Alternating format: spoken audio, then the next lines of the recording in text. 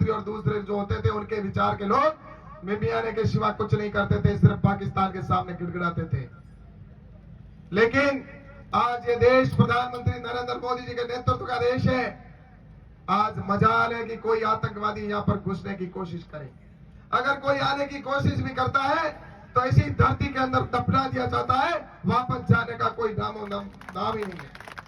और अगर वापस चला जाता है तो घर में घुसकर मारने वाला देश बन चुका है, और वो आप सबने अपनी आंखों से देखा है। इसलिए मैं आप सबसे कहना चाहता हूं कि ये टुकड़े टुकड़े गैंग के लोग पूरे देश के अंदर ये चाहते हैं कि भारत कैसे कमजोर हो, भारत को तोड़ने वाली ताकतें इस देश के अंदर सब एक हो रही है।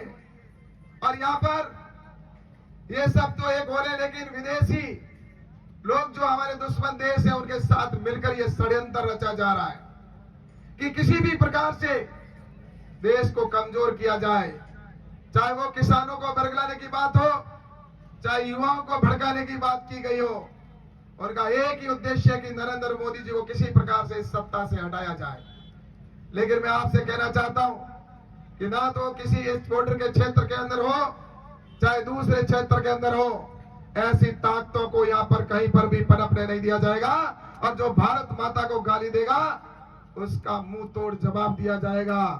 भारत को तोड़ने की, या भारत को जिस तरह से कहते हैं, भारत में अगर रहना है तो कई लोग कहते हैं हम भारत माता की जय नहीं बोलेंगे। उनको भी निश्चित रूप से मैं कहना चाहता हूं कि भारत में रहना तो भारत माता की जय बोलनी होगी। इसलिए मैं आप सबसे निवेदन करना चाहता हूं कि ये देश को जिस तरह से कमजोर करने वाले विदेशी ताकतें हैं, उनके लिए मैं आप सभी से यहाँ पर बॉर्डर के ऊपर खड़ा हूं, बॉर्डर के लोगों से निवेदन करना चाहता हूं कि क्या आप अपने आने वाले समय के अंदर ऐसे जो देश को कमजोर करने वाले लोगों का साथ देंगे या देश को ताकतवर बनाने वालों का साथ देंगे।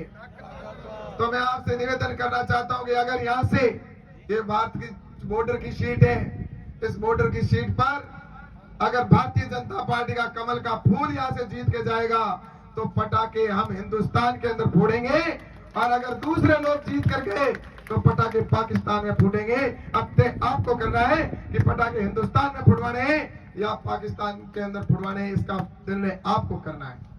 क्या आप चाहते हैं हिंदुस्तान के अंदर यहाँ पर अपने पटाखे फूटे? तो दोनों हाथ खड़े करके मुझे विश्वास दिलाओ कि हम देश के लिए, राष्ट्र के लिए और विकास के लिए कमल के फूल पर, और मुझे आशीर्वाद देकर मुझे भेजेंगे।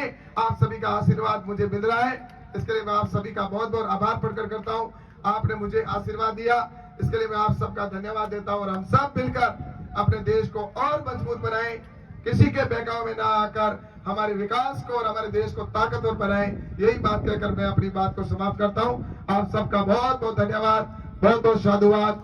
आप सभी इतनी बड़ी संख्या के अंदर आए, स्वागत किया, इसके लिए धन्यवाद। बोलो भारत माता की, भारत माता की।